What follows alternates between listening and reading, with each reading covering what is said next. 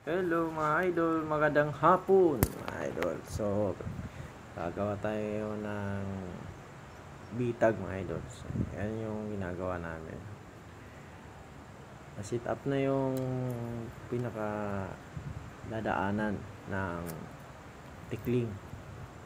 So, yan ang ginagawa naman ay hinaharangan yung gilid sa gilid para diyan talaga siya dadaan sa ginagawa namin parang tulay. Yung mga idol, kikita nyo parang tulay. Yan yung nandyan yung tansi o tali mga idol. Pag dyan siya dumaan, pipitik yan, huli siya mga idol. So ayan mga idol, no? Lawak-lawak pa ng bukirin. Yung nakikita nyo malagong puno na yun mga idol, hindi ko alam kung anong puno yan. So, grabe ang daming tinik mga idol, napakahirap hawakan.